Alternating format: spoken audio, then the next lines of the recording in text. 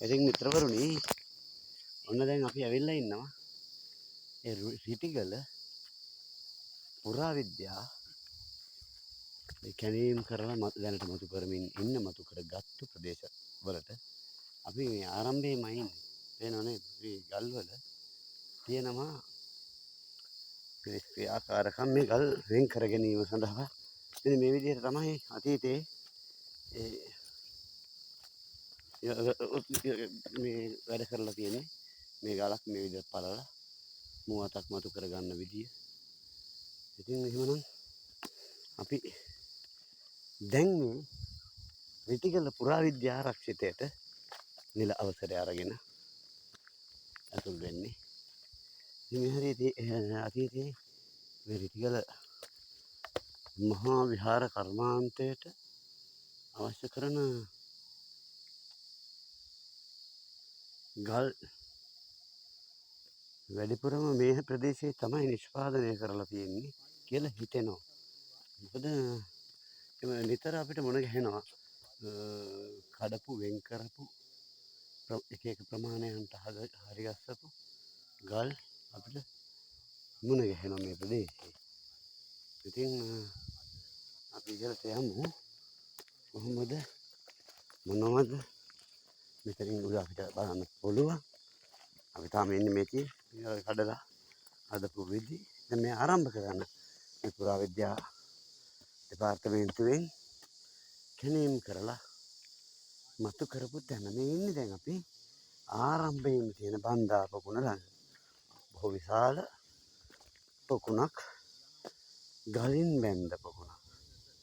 මේක මේ ගලින් බැඳ පොකුණ නිසා මේකට අපි කියන බන්දා පොකුණ කියලා නේ. එහෙම තමයි මං හිතන්නේ. මේක තමයි යාළුවනේ. ඉතින් මහරහතන් වහන්සේලා රහතන් වහන්සේලා 500කට වැඩි පිරිසක් මේ ප්‍රදේශය තුළ භවනානුයෝගීව ඉඳලා තියෙනවා. ඉතින් උන්වහන්සේලා ජීවනයේම සඳහා දැන් පහසුවීම සඳහා භාවිතා කරන්න ඇති ඕන තරම් මෙන්න මේ සුන්දර පොකුණ. ඒකෙන් මේ පොකුණ බොහෝ ගැඹුරුයි. ඉතින්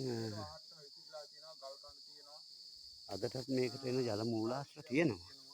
නමුත් මෙහි ජලය රැඳෙන්නේ නැහැ. මේක අපි ඉදිරියට පෙන්නන්නම්. බලන්නකො මේ බොහොම දැවැන්ත ව්‍යාපෘතියක් නේ බන්දා පොකුණ කියලා කියන්නේ. මේ අපේ මිනිස් නිර්මාණ. ඉතින් බලන්න සුපුංචි සුළුපටු කෙනෙක් වෙනුවෙන් කරපු නිර්මාණයක් වෙන්න බෑනේ. ඉතින් අනිත් කාරණාව තමයි මෙහි ඉතිහාසය ගැන කතා කරනකොට මේ ගම්මානය පිළිබඳව රිටිගල කියන ප්‍රදේශය ගැන කතා කරනකොට රිටිගල කියන්නේ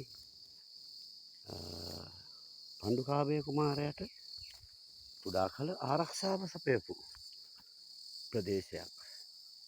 ඉතින් අර ඉදිරිපස තියෙන කොටස් පුරාවිද්‍යා දෙපාර්තමේන්තුවෙන් සංරක්ෂණය කළ කොටස්. මේ සංරක්ෂණය කරන්නට සූදානම් කරපු කොටස්. ඒ හරි සුන්දර අතීතයේ හරි සුන්දර තැනක් වෙන්නේ නැති. ඉදි පෙරි කළා තියෙනවා. යම් ඉදි කිරීමක් කරන්න. මේ පොකුණේ ඇතුළත සුද්ධ කරලා තියෙනවා මම හිතන්නේ. ළඟදිම මේ ජලය පුරවන වැඩේට දායක වේවි. මොකද මෙහින් එන වතුර පිට වෙලා යනවා. ඒකයි මේක වතුර රැඳෙන්නේ නැත්තේ. මේක තමයි බන්දා පොකුණ කියලා කිව්වේ. මම හිතන්නේ ඒක තමයි මගේ මතකය නිවැරදි නම් දකුණු ආසියාවේ ගලෙන් නිම කළ විශාලතම පොකුණ තමයි මේ අතීත ස්මාරකයක්. බලන්න හරි අපූර්වට අතීත නිර්මාණකරුවන් පුංචි ශ්‍රමයක් දරලා ඇද්ද මේකට.